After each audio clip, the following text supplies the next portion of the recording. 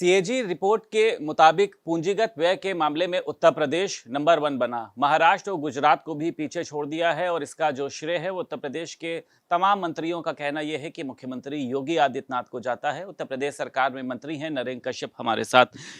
CAG report सामने आई है। अगर व्यय की बात करें, राजस्व की बात करें, तो आप लोगों ने गुजरात और महाराष्ट्र को भी पीछे छोड़ दिया है। देखिए, सीएजी की रिपोर्ट ने आज समाजवादियों के विरोध को समाप्त करने के लिए, कांग्रेस पार्टी के बिना वजह के बयानों पर विराम लगाने के लिए एक बहुत बड़ा सबूत दे दिया है। चूंकि सीएजी ने जिस प्रकार से उत्तर प्रदेश की योगी सरकार की उपलब्धियों की चर्चा स्पष्टता की है, खासतौर से राजस्व संग्रह में उत्तर प्रदेश नंबर 1, उससे भी बड़ा निवेश के मामले में उत्तर प्रदेश ने महाराष्ट्र और गुजरात से भी आगे कदम बढ़ाकर ये क्लियर कर दिया है कि आने वाले वक्त में उत्तर प्रदेश योगी जी के नेतृत्व में $1 ट्रिलियन की दिशा में बहुत तेजी के साथ आगे बढ़ गया है। राजस्व संग्रह में पहले से हमारा प्रदेश सरप्लस रहता है, लेकिन सीएजी की रिपोर्ट ने एक बार फिर ये स्पष्ट किया है कि उत्तर प्रदेश देश को विकसित राष्ट्र बनाने की दिशा में अपनी महत्वपूर्ण भूमिका निभाने वाला है। अच्छा, मुख्यमंत्री योगी आदित्यनाथ कई कीर्तिमान स्थापित कर रहे हैं। माफियाओं के ऊपर कड़ी कार्रवाई करना हो, बुलडोजर हालांकि अवैध संपत्तियों पर चलता है। अखिलेश यादव लेकिन ये कह रहे हैं कि घुसपैठिया है जो उसको उत्तराखंड भेज देना चाहिए। इस तरीके की बयानबाजी को आप किस तरीके से देखते हैं? क्यों अखिलेश यादव इतना अग्रेसिव हैं? शायद अखिलेश यादव जी की घबराहट अब इतनी तेज हो गई है और उनको इस बात का धरातल की रिपोर्ट से अनुमान भी हो गया है कि 2027 में भी उनका हाल 2017 जैसा होने वाला है। इसलिए योगी सरकार की उपलब्धियों को नकारना और माननीय मुख्यमंत्री जी को उत्तराखंड भेजने की बात करना, ये इस बात का परिचायक है कि अखिलेश यादव जी पूरी तरह से घबराए हुए हैं। इसलिए ऐसे बयान दे रहे हैं जिन बयानों को प्रदेश की जनता भी मेरे ख्याल से गुस्से की निगाह से देख रही है। उत्तर प्रदेश को कौन नहीं जानता कि योगी जी के नेतृत्व वाली सरकार ने उत्तर प्रदेश को निवेश में नंबर 1 पे ला दिया, राजस्व सरप्लस में नंबर 1 पे ला दिया, आयुष्मान कार्ड बनाने और लाभ देने में नंबर 1 पर। हम उत्तर प्रदेश में एक्सप्रेसवे, रैपिड ट्रेन, मेट्रो बनाने में नंबर 1 हमारा प्रदेश, प्रधानमंत्री किसान सम्मान निधि देने में नंबर 1, कानून व्यवस्था को बेहतर करने में नंबर 1, अपराध नियंत्रण में नंबर 1। यानी उत्तर प्रदेश की सरकार ने जो भी देश के विकास के, प्रदेश के विकास के मानक होते हैं, उन सब में अपने आप को नंबर 1 पे स्थापित कर लिया। यही अखिलेश की समस्या है। क्या लग रहा है मुख्यमंत्री योगी आदित्यनाथ विपक्ष की ये जो राजनीतिक की दुकान होती है, जिसमें आपने देखा है कि लोगों को शामिल किया जाता है और बताया जाता है हम उनके हितैषी हैं, तो उनकी दुकान नहीं चल रही है, इसलिए वो लोग मुख्यमंत्री योगी आदित्यनाथ पर आक्रामक होते हैं, घुसपैठिया तक कह दे रहे हैं उनको। देखिए, मुख्यमंत्री जी को घुसपैठिया कहना ये कुछ नेताओं के मानसिक दिवालियेपन का एक परिणाम है। उन लोगों से पूछना चाहिए कि सोनिया यादव का मानसिक संतुलन ठीक नहीं आपको लगता है? नहीं, ये तो मैं नहीं कहूंगा, लेकिन अखिलेश यादव जी को ये भी बताना चाहिए कि सोनिया गांधी जी के बारे में उनका क्या विचार है, जो इटली के रहने वाली है। क्या कभी उन्होंने इस बात पर कोई बात की है? अरे बैठिया हैं सोनिया गांधी जी। मैं इन शब्दों का प्रयोग नहीं कर सकता, लेकिन अखिलेश यादव जी के लिए एक सवाल जरूर है कि यदि आदरणीय योगी आदित्यनाथ जी ने, और उत्तराखंड भी तो हमारे उत्तर प्रदेश का हिस्सा था, रहा है हमेशा, तो उन्हें मुख्यमंत्री जी को इस तरह के शब्दों का प्रयोग करके वो आखिर साबित क्या करना चाहते हैं? और उनको मैं स्पष्ट करना चाहता हूं, भारतीय जनता पार्टी स्पष्ट करना चाहती है कि आदरणीय योगी आदित्यनाथ जी ने 8.5 सालों में उत्तर प्रदेश को वो सब दिया है जो पिछली सपा और बसपा की 25 सालों की सरकारों में नहीं दे पाए। तो मेरे ख्याल से अखिलेश जी हों चाहे राहुल जी हों, उनको सोच समझ के बयान देना चाहिए, क्योंकि हमारा उत्तर प्रदेश आज देश में एक अग्रणीय पंक्ति में खड़ा हुआ है। तो उसमें योगी आदित्यनाथ जी की बड़ी भूमिका है, बड़ा संकल्प है, बड़ा काम है। अच्छा, ये आरएसएस को लेकर हाल में अभी पीएम मोदी ने भी एक अपना बयान जारी किया था। मुख्यमंत्री योगी आदित्यनाथ ने भी सराहना की थी। आपकी सरकार के मंत्री भी पैदल मार्च करते हुए सड़क पर निकले थे। अब ये कर्नाटक से ये सामने निकल कर आया है कि जो आरएसएस की जो सोच है ना, ये तालिबान जैसी है। कर्नाटक के सीएम सिद्धारमैया के बेटे यतींद्र, और उसी के साथ साथ ये भी कहा है कि सरकारी स्कूल कॉलेज और सरकारी मंदिरों तक में आरएसएस की गतिविधियों पर प्रतिबंध लगाने की मांग करी गई है। क्यों इतना गुस्सा है लोगों के अंदर आरएसएस को लेकर? देखिए, आरएसएस की के ऊपर जो लोग सवाल खड़ा कर रहे हैं, आपने कर्नाटक की चर्चा की है। कर्नाटक हो, केरला हो, या आपका तमिलनाडु है या बंगाल है, बहुत सारे स्टेट के लोग ऐसे हैं, शायद वो ठीक से आरएसएस को समझ नहीं सके हैं। देश की आजादी से लेकर देश की हर लड़ाई में आरएसएस के लोगों ने राष्ट्रवाद का परिचय देकर हमेशा अग्रणीय पंक्ति में खड़ा होकर अपनी भूमिका निभाई है।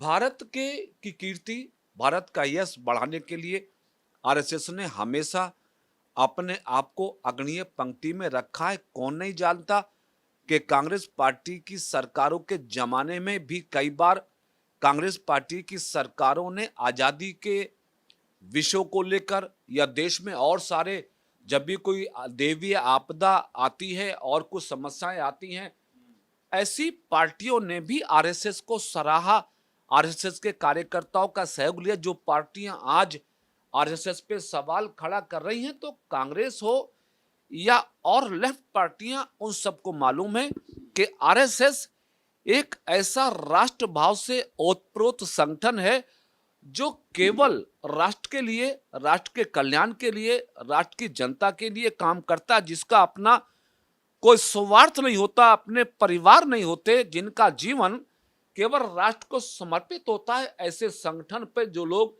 सवालिया निशान लगा रहे हैं, निसंदेह उन्हें अपने आप उस प्रदेश और देश की जनता जवाब देगी। लेकिन मैं बहुत गौरव के साथ कह सकता हूं कि आरएसएस हमारे देश का वो सामाजिक, वो एक सार्वभौमिक, एक ऐसा संगठन है जो केवल राष्ट्र के लिए जीता है, राष्ट्र के लिए मरता है। बिहार में सीटों का सब ऐलान हो चुका है, किसको किसकी सीटें मिली हैं। इसमें ये देखा जा रहा है कि उपेंद्र कुशवाहा बहुत नाराज़ हैं कि मात्र 6 सीटें आपने उनको दी हैं, कई घरों में खाना नहीं बना है। इसी के साथ जीतन राम मांझी की बात कर लें, वो भी बहुत नाराज़ हैं कि हमारी ताकत को कम आंका गया है। ओम प्रकाश राजभर भी बहुत ज़्यादा नाराज़ हैं, वो कह रहे हैं बिहार में भाजपा के नेताओं ने बड़ा गुमराह करने का काम किया। तो ये जो नाराज़गी है, ये आपको लगता नहीं है कि हावी पड़ेगी? क्योंकि बिहार में तो वैसे ही चुनावी माहौल आप देख रहे हैं, गर्म चल रहा है। तेजस्वी यादव अलग बोल रहे हैं, राहुल गांधी अलग बोल रहे हैं। बिहार में एनडीए गठबंधन के सभी घटक दलों ने आपसी सहमति और समर्थन के साथ सीटों का बंटवारा कर लिया है। सबकी जानकारी में है, भारतीय जनता पार्टी नीतीश बाबू की पार्टी को 101 सीटें, पासवान जी को, चिराग पासवान जी को 29 सीटें, और हम और कुशवाहा जी की पार्टी को भी 6-6 सीटें देकर एक सभी एनडीए घटक दलों ने बिहार में फिर से एनडीए की सरकार बनाने का खाका देश और बिहार की जनता के सामने पेश किया है।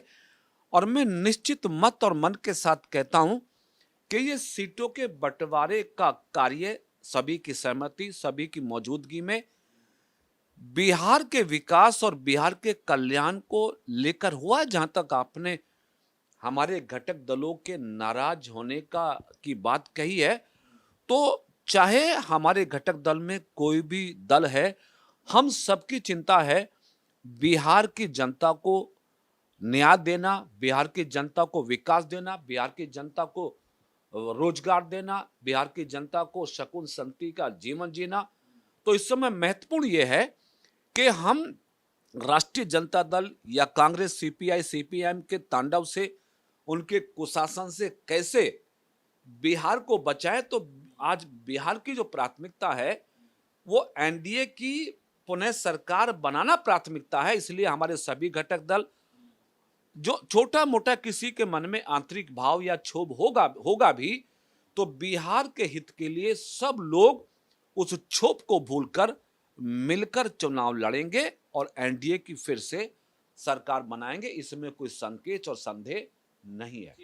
मथुरा क्षेत्र में एक किशोरी का सामूहिक दुष्कर्म हुआ, इसके बाद मायावती ने आपकी सरकार पर तमाम तरीके के आरोप लगाए कि दुष्कर्म हत्या की घटनाएं नहीं रुक रही हैं। महिला सम्मान तो दूर की बात है, सबसे पहले महिलाओं की जो सुरक्षा है वो सबसे ज़्यादा ज़रूरी है। इसको लेकर ममता बनर्जी ने भी यही बात कही है कि उत्तर प्रदेश की बात करें, उड़ीसा में इस तरीके के मामले बिहार में ज़्यादा देखे गए, हम ऐसे मामलों की निंदा करते हैं। और उन्होंने ये भी कहा है कि लड़कियों को जो है वो रात में बाहर नहीं निकलना चाहिए, जो दुर्गापुर में मेडिकल छात्रा से एक गैंग रेप हुआ है।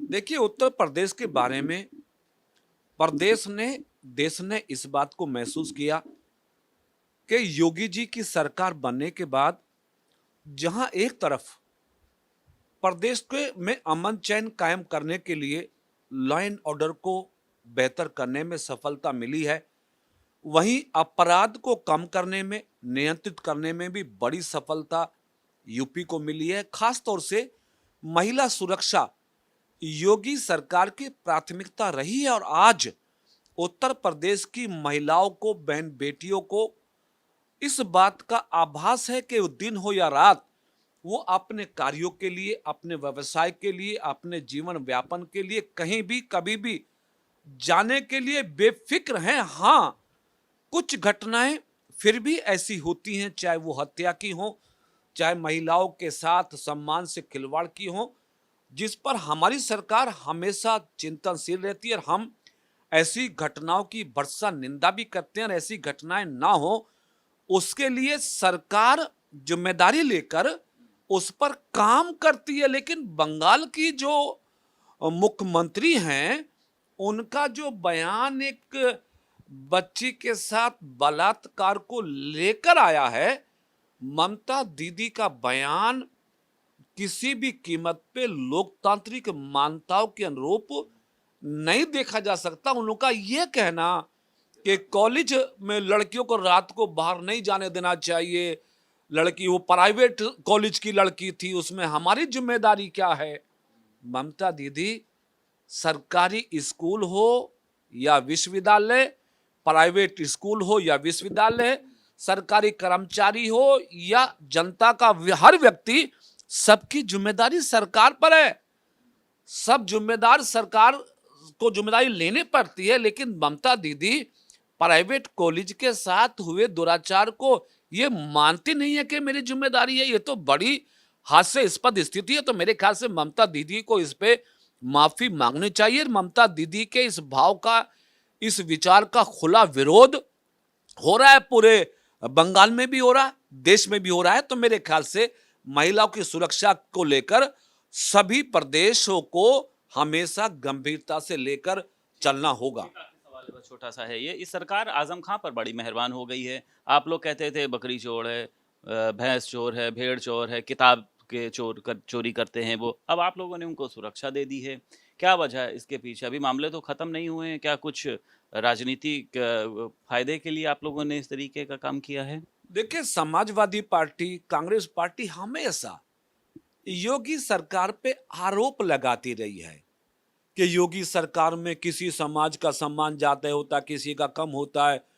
तुष्टिकरण के आधार पे बहुत सारी पार्टियां ऐसी ऐसी बातें बोलती थी मुस्लिम समाज के बारे में।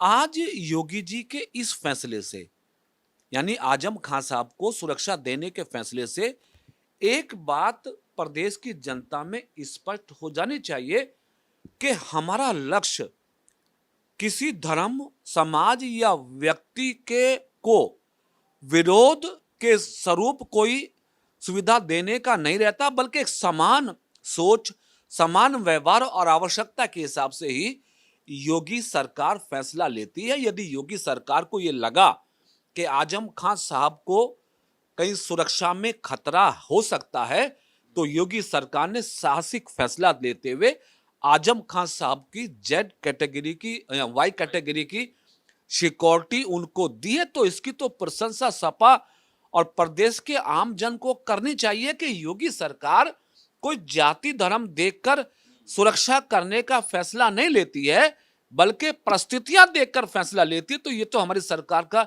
अच्छा फैसला है, इस पे मेरे ख्याल से सरकार की प्रशंसा होनी चाहिए। बात करने के लिए उत्तर प्रदेश सरकार में मंत्री नरेंद्र कश्यप हमारे साथ मौजूद थे। लखनऊ से वीडियो जर्नलिस्ट रोहित गुप्ता के साथ संदीप खेर, भारत समाचार।